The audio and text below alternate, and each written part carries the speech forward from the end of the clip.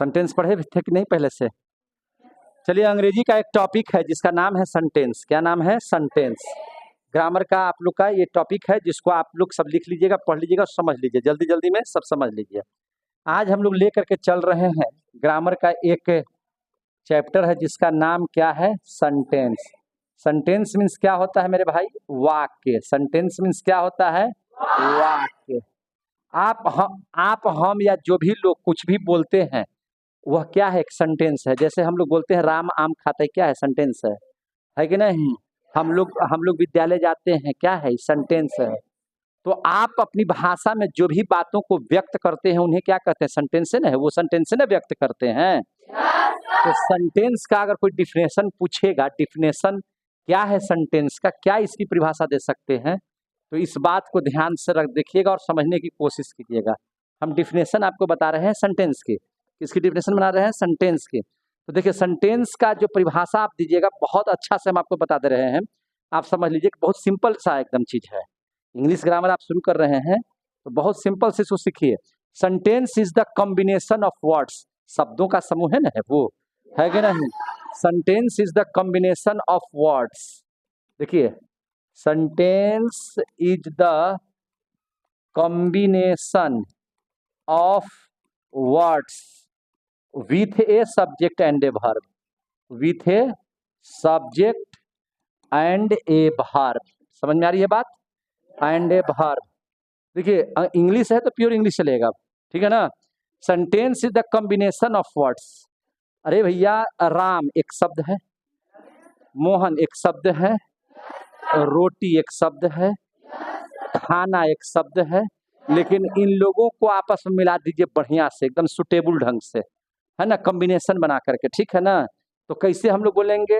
राम रोटी खाता है, एक वाक्य बन गया।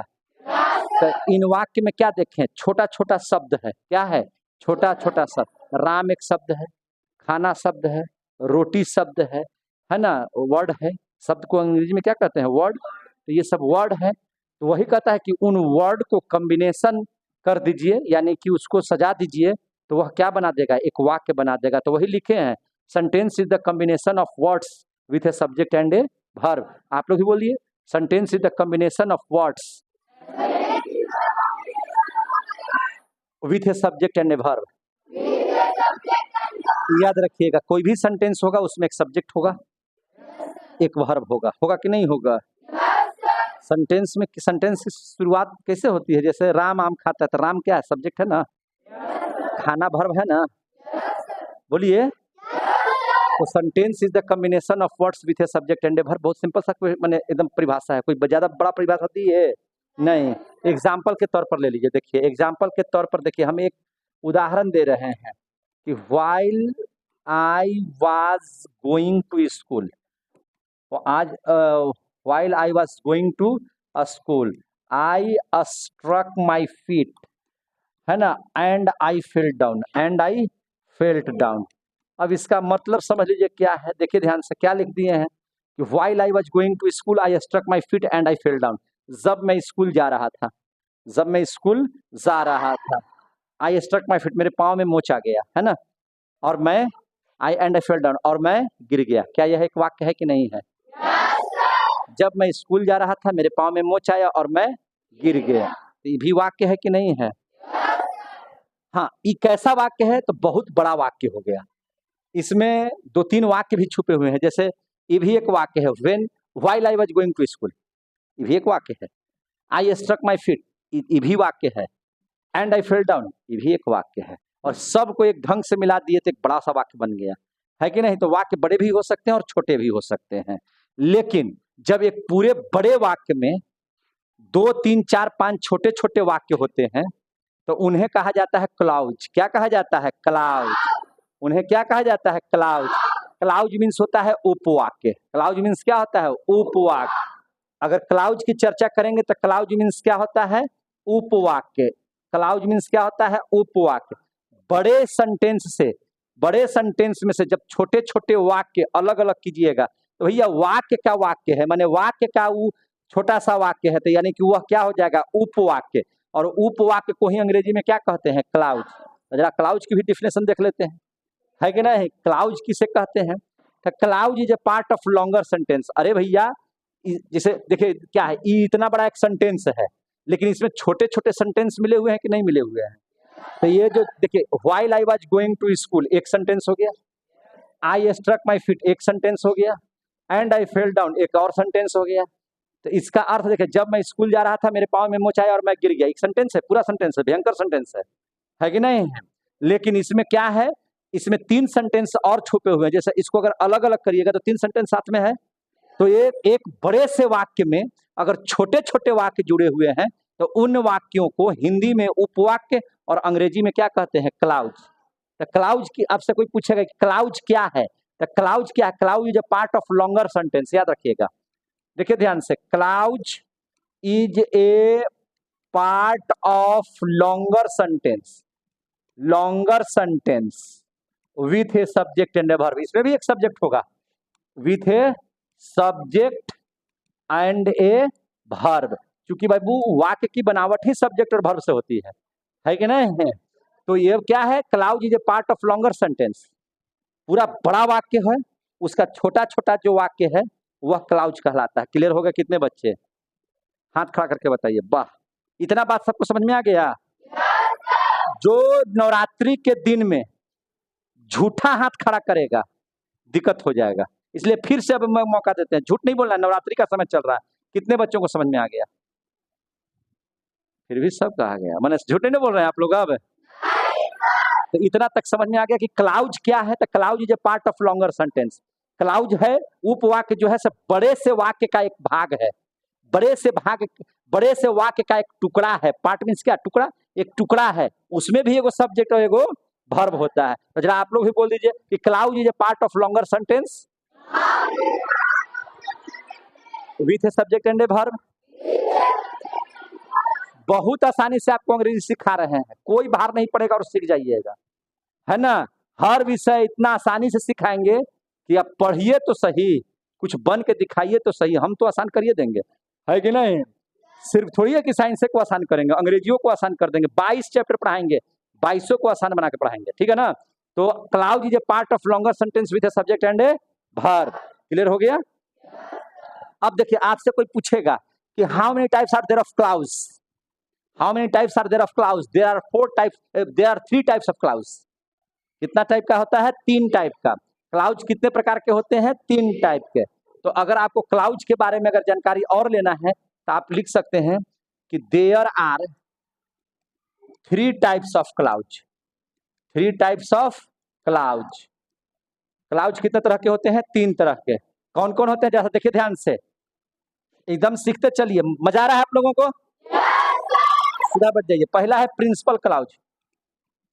कौन सा क्लाउज? Principal clause. कौन सा क्लाउज? Principal clause. समझ में आ रही है बात? शॉर्ट में इसको पीसी भी कह सकते हैं, पी से प्रिंसिपल, सी से क्लाउज। प्रिंसिपल क्लाउज आप आसानी से पहचान सकते हैं कि प्रिंसिपल क्लाउज किसे कहेंगे। हम एकदम आपको एकदम स्टार्टिंग में बता रहे हैं, बिगिंस विथ सब्जेक्ट। कैसे सब्जेक्ट कैसे शुरू होगा? बिगिंस विथ सब्जेक्ट, जिसकी शुरुआत सब्जेक्ट से हो। और सब्जेक्ट आप जानते हैं, राम श्याम गीता मोहन सीता, आई वी, है ना, डू डे, यही सब ना है जी।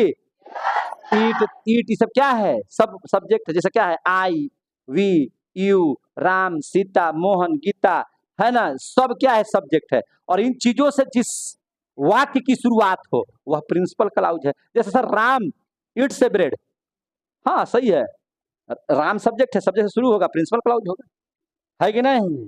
तो आप याद रखिएगा, प्रिंसिपल क्लाउज क्या है? Begins with subject, begins with subject, जिसकी शुरुआत किससे हो? सब्जेक्ट से हो। जिसकी शुरुआत किससे हो? सब्जेक्ट से हो। वैसे वाक्य को, वैसे छोटे वाक्य को प्रिंसिपल क्लाउज कहेंगे। एक उदाहरण के तौर पर आप हमको जरा सा देखिए, यहाँ पे हम आपको ध्यान से समझाने की कोशिश कर रहे हैं। इस वाक्य को पढ़िए, while I was going to school. क्या एक वाक्य तो व्हाइल से शुरू हुआ है, एक वाक्य आई से शुरू हुआ है, और एक वाक्य एंड से शुरू हुआ है। तो अब हमको खोजना है कि प्रिंसिपल क्लाउज इसमें से कौन है। तो आप प्रिंसिपल क्लाउज की क्या परिभाषा दिए हैं? Begins with subject. सब्जेक्ट में क्या होता है? I we you they Ram Sita Gita Mohan, यही सब ना। आप इन वाक्यों में देखिए किसकी शुरुआत सब्जेक्ट से हुई है? जोर से बोलिए। तो इसमें से अगर कोई खोजने के लिए बोलेगा कि इसमें से कौन सा प्रिंसिपल क्लाउज है, तो आप इसको बोलिएगा नहीं, क्योंकि इसकी शुरुआत व्हाइल से हुई है और इसकी शुरुआत एंड से हुई है। लेकिन इस वाक्य की शुरुआत कॉमा के बाद किससे हुई है? आई से। तो इसका एग्जाम्पल में अगर इसको लिख दीजिएगा कि आई स्ट्रक माई फीट, तो इसका उदाहरण हो जाएगा कि नहीं हो जाएगा? आया समझ में? तो बोलिए हाँ, कर सकते हैं। समझ में आ रही है बात? तो बड़े वाक्यों में अगर क्लाउज छांटना होगा तो आप छांट लीजिएगा। समझ में आ गया? पहचान बता दिए ना। दूसरी बात क्या देख लीजिएगा। पहला तो हो गया प्रिंसिपल क्लाउज, और एक और क्लाउज होता है, 3 टाइप के क्लाउज होते हैं। अभी बताए हैं कि there are 3 types of clause. देखिए, इसको हम अलग कलर से कर देते हैं ताकि आपको ये पहचानने में दिक्कत नहीं हो कि भैया ये क्या लिखे हैं। There are 3 types of clause. दूसरा हो गया आपका कोऑर्डिनेट क्लाउज। कौन सा क्लाउज हो गया? Coordinate clause. हम इसको भी आपको पहचानने के लिए बता देते हैं और आपको ढूंढने के लिए होगा, ठीक है ना? कैसे पहचानेंगे कि ये वाला उपवाक्य जो है, ये वाला जो क्लाउज है, ये क्लाउज है। तो देखिए, इसकी शुरुआत होगी बिगिंस विथ। जब किसी वाक्य की शुरुआत से पहले, माने शुरुआत हो रहा है, उसका देखिएगा कि शुरुआती वर्ड क्या लिखा हुआ है। तो कोऑर्डिनेट क्लाउज में क्या है कि बिगिंस विथ, समझे कि नहीं?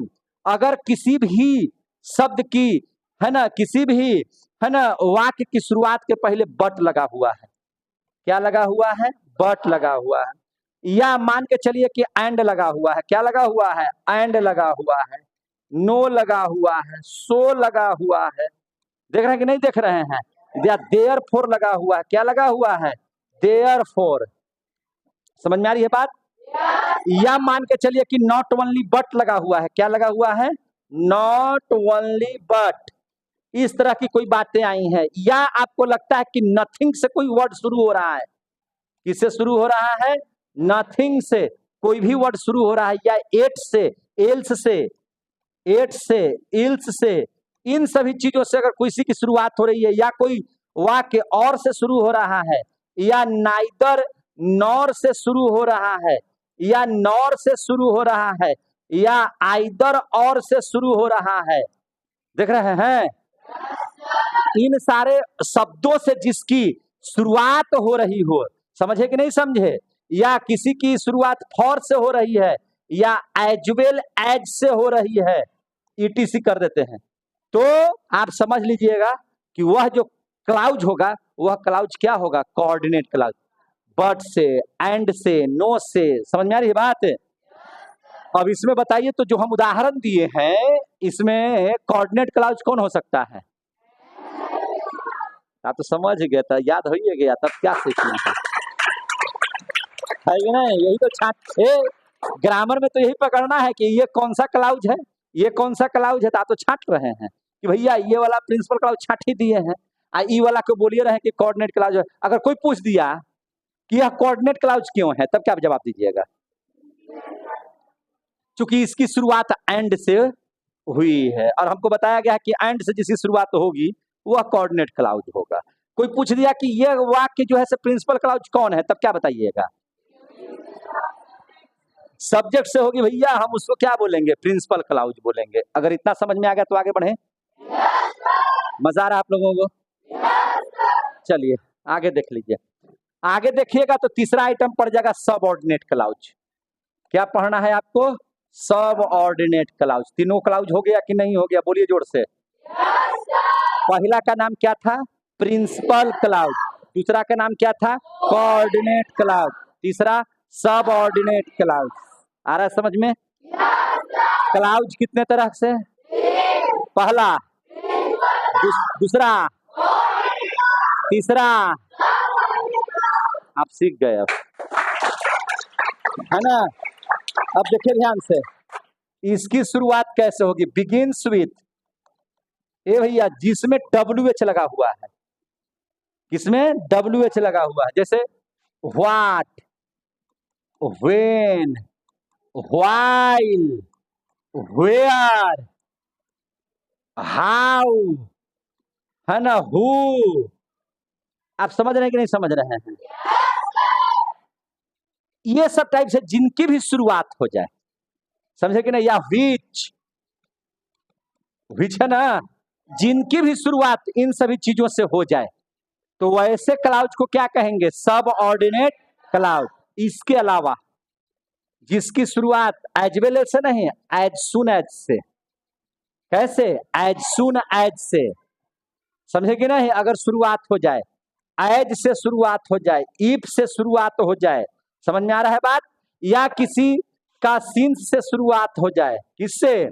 सिंस से कोई वाक्य की शुरुआत हो जाए, डैट से शुरुआत हो जाए, डैट से कोई वाक्य की शुरुआत हो जाए तो वैसे वाक्यों को क्या कहेंगे?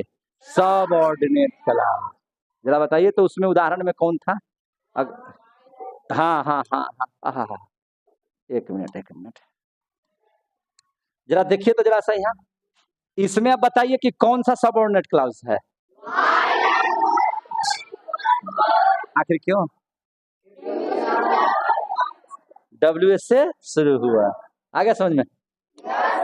तब इसमें हम लोग एग्जाम्पल के तौर पर अगर हम दे दें कि while I was going to a school, तो सही रहेगा कि नहीं रहेगा? समझ में आ गई बात है? तो अगर आप यहां तक समझ गए हैं तो आप क्लाउज खत्म कर लिए, है ना? आप क्लाउज क्या कर लिए? खत्म।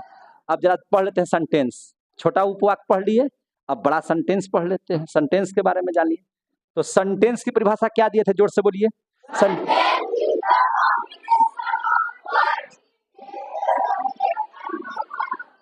Sentence is the combination of words with a subject and a verb. या पढ़ें, यह कॉम्बिनेशन है किसका? शब्दों का है, और उसमें सब्जेक्ट होता है और वर्ब होता है। शब्दों का क्या है? ये कॉम्बिनेशन है, ठीक है ना? तो अब सेंटेंस पर आते हैं। जैसे क्लाउज में हम लोग प्रकार पढ़े ना, तब सेंटेंस का पढ़ लेते हैं जरा सा कि सेंटेंस कितने प्रकार के होते हैं। आ रहा है समझ में? तो ध्यान से देखिए, अब हम सेंटेंस पढ़ने वाले हैं। सेंटेंस, तो अब सेंटेंस देखिए, अंग्रेजी में सेंटेंस के ना, देखिए एक होता है types of sentence according to a structure, और types of sentence according to meaning. बनावट के आधार पर वाक्य और अर्थ के आधार पर वाक्य, ये दोनों आप लोगों को पढ़ने हैं। और सबसे पहले हम शुरू करते हैं कि study of sentence according to structure. कैसे? स्ट्रक्चर के आधार पर वाक्य का बनावट पढ़ लेते हैं।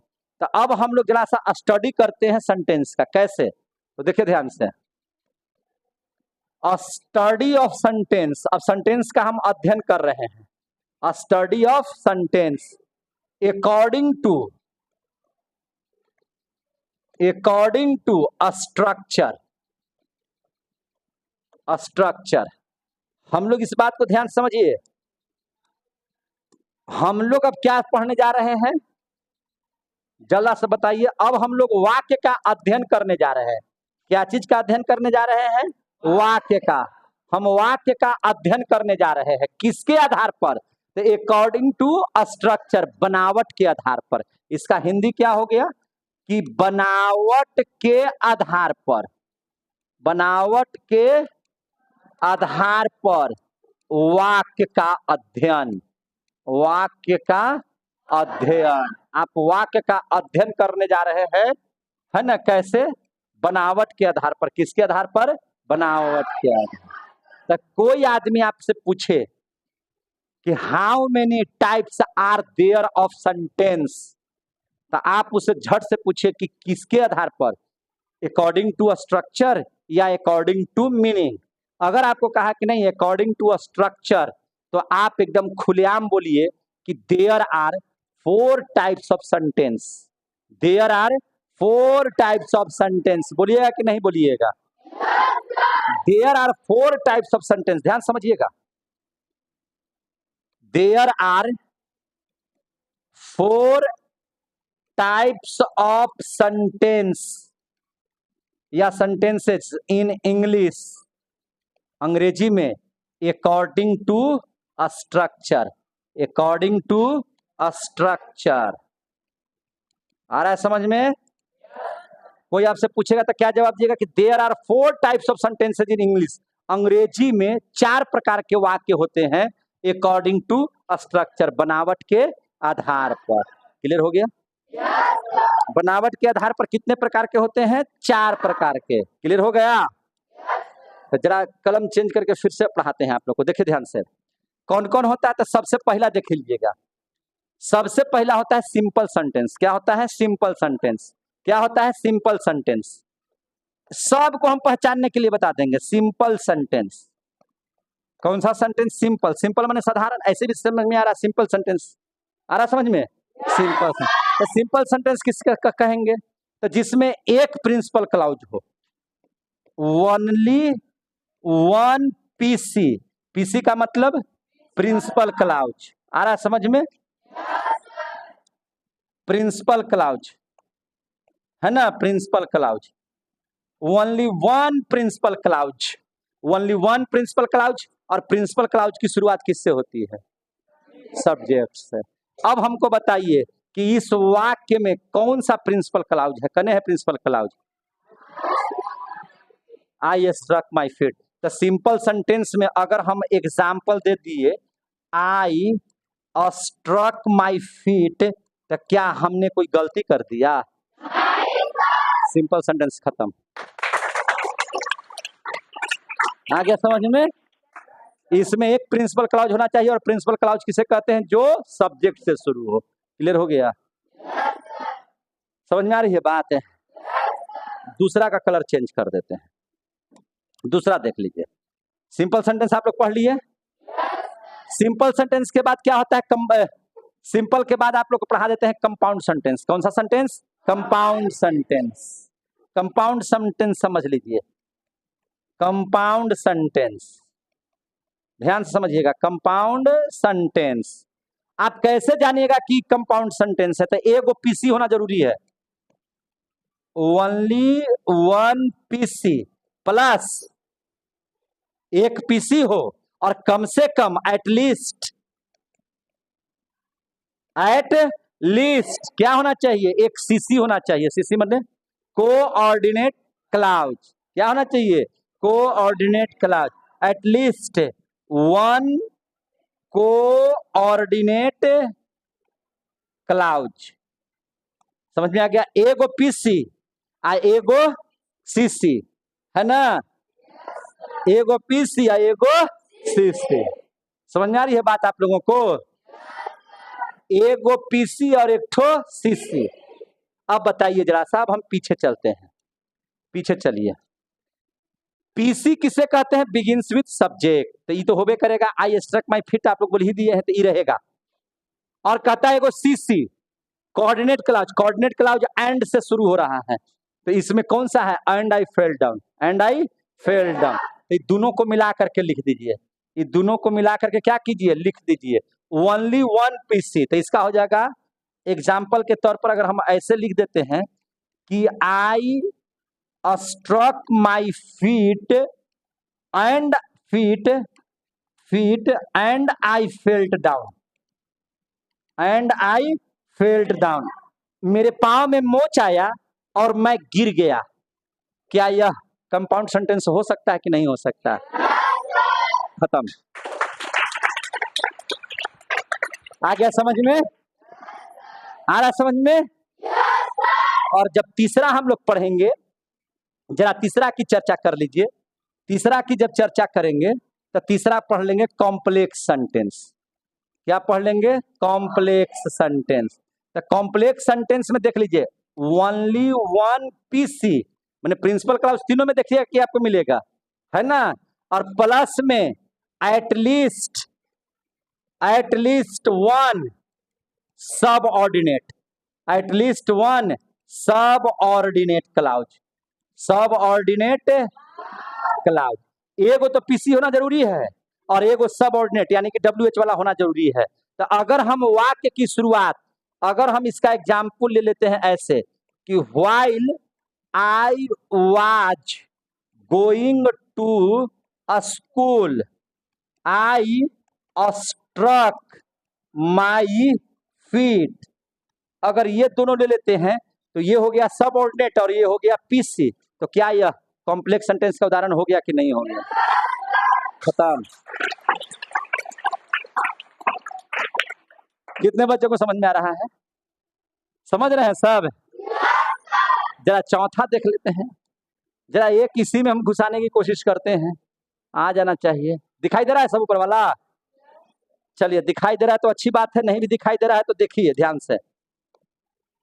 आप लोग नौजवान हैं अभी, और नौजवान लोगों को थोड़ा सब कुछ दिखाई देता है ऐसे भी।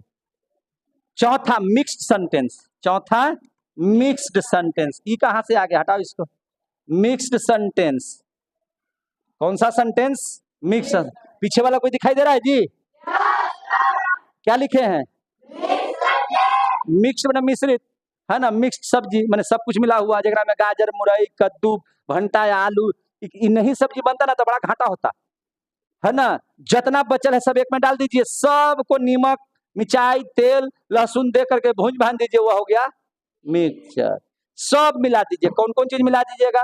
तो भैया 3 गो कलाउज है, तीनों को मिला दीजिए, तीनों को मिला दीजिए, हो गया 1 पीसी, 1 सीसी, 1 एसी। मैंने 1 पीसी का मतलब हो गया 1 प्रिंसिपल क्लाउड, 1 कोऑर्डिनेट क्लाउड, 1 सब ऑर्डिनेट क्लाउड। तीनों को मिला देते। तीनों को मिलाने के लिए जबरदस्त उदाहरण कि while I was going to school I struck my feet and I felt down. तीनों हो गया इसमें। तो आप पहचान पाइएगा कि कौन पीसी है, कौन सीसी है, कौन एससी है। अगर आपको ये पहचान में आ गया और लगे कि हमने कुछ सीख लिया है, तभी आप ठोक सकते हैं। उसको नहीं है, मोनुआ के समझ में नहीं आया है ना रे? आ गया है समझ में? तो आप जो पढ़े ये स्ट्रक्चर के आधार पर वाक्य का प्रकार। तो आपसे कोई पूछेगा कि how many types are there of sentences in English according to a structure, क्या जवाब दीजिएगा? There are 4 types of sentences in English according to a structure. First, second, third, fourth, फिर से फर्स्ट, सेकेंड, थर्ड, फोर्थ। अच्छा, simple sentence means क्या चीज, क्या होना जरूरी है? बस एक पीसी। कंपाउंड होने के लिए एक पीसी और एक सीसी, और कॉम्प्लेक्स होने के लिए एक पीसी और एक एसी, एक एसी और एक पीसी, और मिक्स्ड होने के लिए पीसी, सीसी, एसी, सब वही हो गया मिक्स्ड। अब हम लोग आ जाइए, है ना? अब हम लोग आ जाइए, है ना? टाइप्स ऑफ सेंटेंसेस, मैंने study of sentence according to meaning. क्या आ जाइएगा? Study of sentence according to meaning. आ रहा है समझ में? देखते चलिए। Study of sentence according to meaning, according to meaning, यानी कि इसका मतलब हो गया वाक्यों का अध्ययन अर्थ के आधार पर। तो इसको लिख दीजिए, अर्थ के अनुसार, अर्थ के अनुसार, है ना? अर्थ के अनुसार वाक्य का अध्ययन, वाक्य का अध्ययन, है ना? वाक्य का अध्ययन किसके अनुसार? मीनिंग के अनुसार, यानी कि अर्थ के अनुसार। कोई आपसे पूछेगा कि how many types are there of sentences in English according to meaning, गरज के बोलिए there are 5 sentences, there are 5 types. There are 5 types of sentences in English according to meaning. लिख दें इस बात को, देखिए ध्यान से. There are 5 types of sentences in English according to किसके आधार पर? मीनिंग. मजा आ रहा है? अच्छा लग रहा है पढ़ने में? जिन जिन लोगों को अच्छा लग रहा है आप मेरा यूट्यूब चैनल पर चले जाइएगा, सब्सक्राइब कर दीजिएगा, लाइक कर दीजिएगा, शेयर कर दीजिएगा, और मजा आ जाएगा. नया नया चीज लेकर के आएंगे. ठीक है, अब ध्यान से देखिए, ध्यान से. 5 प्रकार के होते हैं. समय कम है, जल्दी जल्दी करना है. ठीक है ना, समय कम है, जल्दी जल्दी काम करना है. There are 5 types of sentences in English according to meaning. 5 प्रकार के होते हैं. कितने प्रकार के? 5 प्रकार के. पहला, असर्टिव सेंटेंस. कौन सा सेंटेंस? Assertive sentence. पहला क्या होता है? Assertive sentence. Begins with subject. जो सब्जेक्ट से शुरू हो जाए. Begins with subject. आप समझ लीजिए, असर्टिव किसे कहेंगे? जिसकी शुरुआत सब्जेक्ट से हो. अब एक ही उदाहरण नहीं देंगे, अलग अलग उदाहरण दे सकते हैं. It has 2 types. याद रखिएगा, इट हैज 2 टाइप्स. इसके 2 प्रकार हैं. It has 2 types. ध्यान से समझिएगा, इट हैज 2 टाइप्स. एक अफर्मेटिव और एक निगेटिव. आगे समझ में? याद रखिएगा, असर्टिव है का 2 सेंटेंस है, अफर्मेटिव भी और निगेटिव भी. अफर्मेटिव, रुक जाइए, हटाने दीजिए. Affirmative sentence. अफर्मेटिव सेंटेंस सकारात्मक और निगेटिव नकारात्मक. नॉट लगा दीजिए, निगेटिव. नॉट हटा दीजिए, अफर्मेटिव. दोनों को कह सकते हैं असर्टिव. याद रखिए कैसे. देखिए, अफर्मेटिव सेंटेंस सकारात्मक वाक्य है. जैसे आई टीच इंग्लिश, सब्जेक्ट से शुरू करना है. लिखा हुआ कि नहीं लिखा हुआ कहीं? Assertive sentence begins with subject. I teach English, मैं अंग्रेजी पढ़ाता हूं. तो आई क्या है? सब्जेक्ट है. तो आई टीच इंग्लिश, मैं अंग्रेजी पढ़ाता हूं. इसमें नॉट नहीं लगा हुआ है तो अफर्मेटिव हो गया. और बी में निगेटिव. बी में क्या है? निगेटिव. निगेटिव सेंटेंस किसे कह देंगे? नॉट लगा दीजिए. I do not teach Hindi, मैं हिंदी नहीं पढ़ाता. तो ये क्या हो गया? निगेटिव. और इन दोनों को आप क्या बोल सकते हैं? असर्टिव. आगे समझ में? इन दोनों को क्या बोल सकते हैं? इसको भी असर्टिव बोल सकते हैं, इसको भी असर्टिव बोल सकते हैं, क्योंकि दोनों जो है असर्टिव का बेटा है. कौन? अफर्मेटिव भी और निगेटिव. अगर ये आ गया तो असर्टिव सदमा. समझ में आ रहा है बात? दूसरा देख लीजिए, इंट्रोगेटिव सेंटेंस. दूसरा कौन सा sentence? Interrogative sentence. Interrogative sentence. Interrogative माने प्रश्नवाचक वाक्य. कैसा वाक्य? प्रश्नवाचक वाक्य है ना. प्रश्नवाचक, जिसे प्रश्न पूछा जाए, जिसे प्रश्न पूछे. What is your name? Where do you live at? In which class do you read? या हम लोग ऐसे, are you going to market? Was he a liar? है ना. तो इस सब के जो पूछेंगे, यानी कि इसकी शुरुआत 2 तरीके से होती है. ध्यान से समझिएगा, इसकी शुरुआत कितने तरीके से होती है? 2 तरीकों से. तो बिगिंस विथ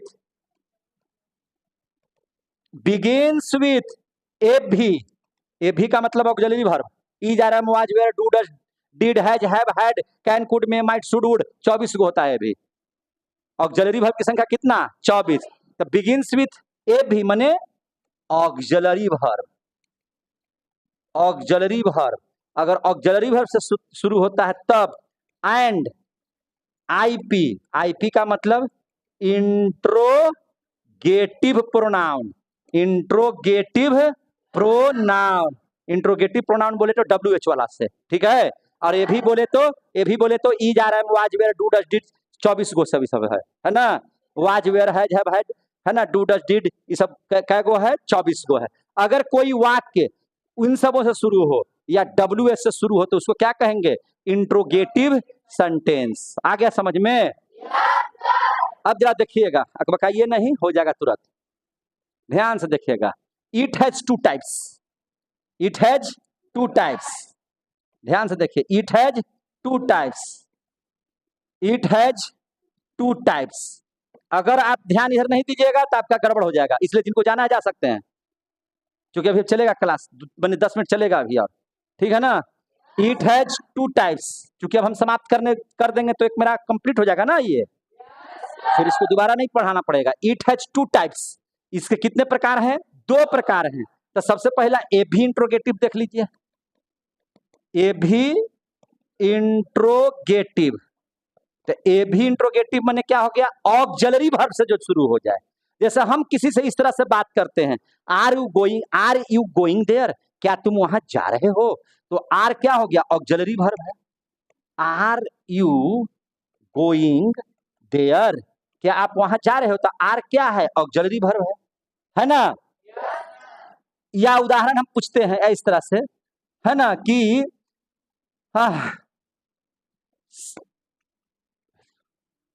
शैल आई,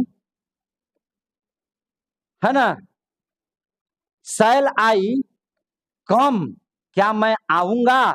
शैल आई कम, क्या मैं आऊंगा? समझ में आ रही है बात? क्या मैं आऊंगा, अगर इस टाइप का है ना, अगर इस टाइप का है जो ऑक्सिलरी वर्ब से शुरू हो रहा है, ये भी तो प्रश्न जैसा लग रहा है कि नहीं लग रहा है? तो ये क्या हो गया, इंट्रोगेटिव सेंटेंस हो गया। और दूसरा देख लीजिए, इंट्रोगेटिव प्रोनाउन इंट्रोगेटिव, यानी कि WS से शुरू कर दीजिए, तो सबको ही आप लोग जानते हैं।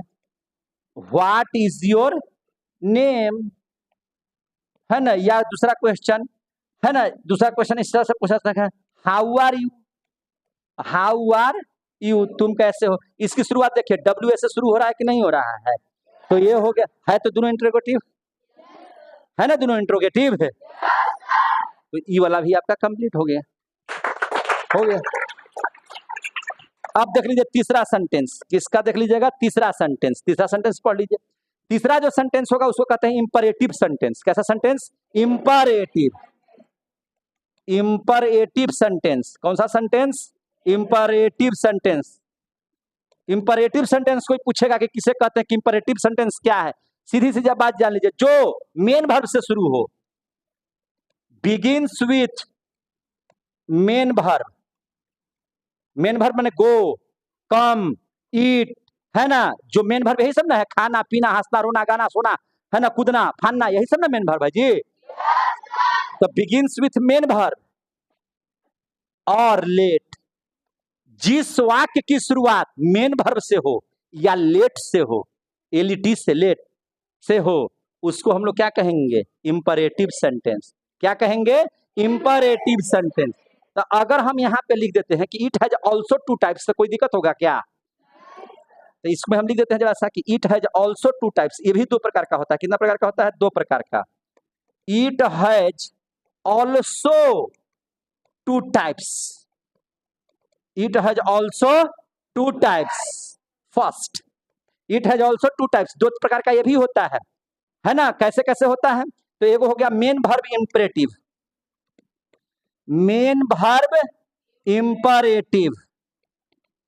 मेन कौन बोलता है बीच में जी, उसको बोलिए ना, जाने के लिए, हटने के लिए बोलिए ना वहां से। आपको भी डिस्टर्ब कर रहा है, आपको भी नहीं पढ़ने देगा ना इधर पढ़ाने देगा, तो सबको बच्चा को हटाइए जो काय कोई कर रहा है ऐसे। मेन वर्ब इंपरेटिव, तो मेन वर्ब इंपरेटिव किसको कहें, यानी कि मेन वर्ब से शुरू कीजिए।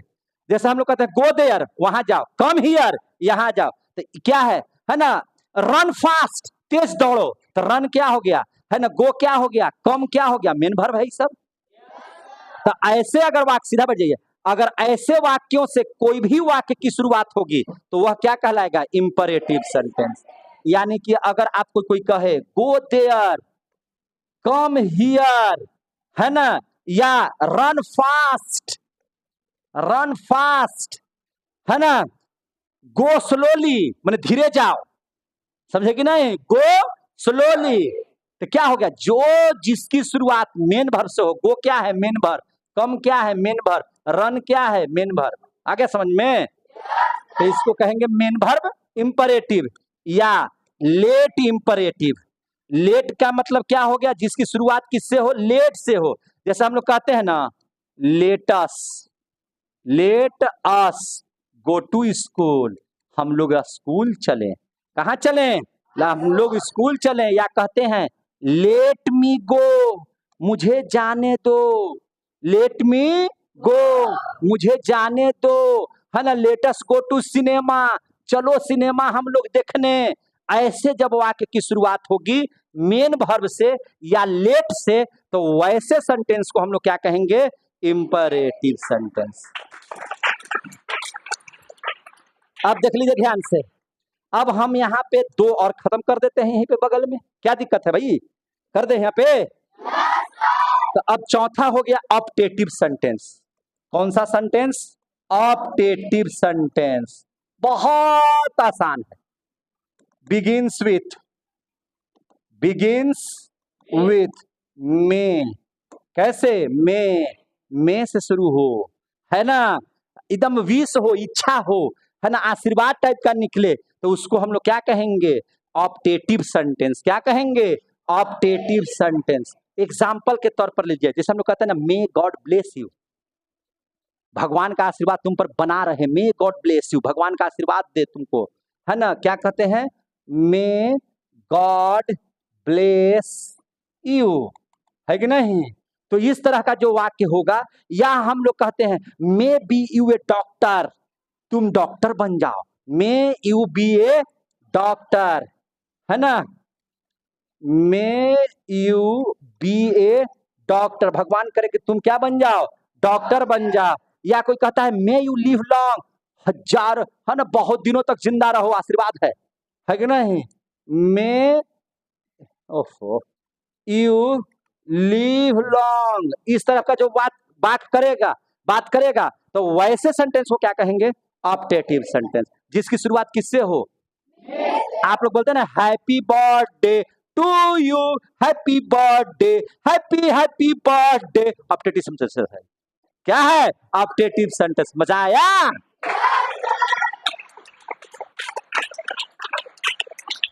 हम लोग रोज बोलते हैं ना, happy birthday, happy birthday, happy birthday, कौन सा सेंटेंस है? यस। आ गया समझ में? आ गया समझ में? तो सबसे अब लास्ट पढ़ लेते हैं, सबसे लास्ट पढ़ लेते हैं, पांचवा एक्सक्लामेटरी सेंटेंस। कौन सा सेंटेंस? Exclamatory sentence. और एक्सक्लामेटरी सेंटेंस दिल से निकलने वाले, एकदम दिमाग से नहीं, दिल से निकलने वाले जो भी चीज है, जो भी शब्द है, दिल से जो निकले, दिल से हार्ट से जो निकले, वैसे वाक्यों को हम लोग कौन सा वाक्य कहेंगे? Exclamatory sentence. जैसे कहते हैं, किसी किसी को रोड पर जाते हुए देखते हैं, कहते हा कितना सुंदर है रे, तो दिल से निकला ना वो बात, है ना। कहते हैं कि नहीं, हाउ वंडरफुल शी लुक्स, कितना सुंदर दिख रही है, कहते हैं कि नहीं कहते हैं? तो मने जिसकी शुरुआत कैसा हो? एक्सक्लामेशन वर्ड से हो। Begins with words of exclamation, begins with words of exclamation, जिसकी शुरुआत एक्सक्लामेशन वर्ड से हो। जैसे एग्जाम्पल के तौर पर, how wonderful she looks, how wonderful she looks, कितना सुंदर दिख रही है ना, है कि नहीं? जैसे कहते हैं राम री राम, एक्सक्लामेटरी सेंटेंस है। कैसा सेंटेंस है? छी छी, ये सब क्या है? Exclamatory sentence. आगे समझ में? पूरा का पूरा सेंटेंस समाप्त। हाँ बोल सकते हैं।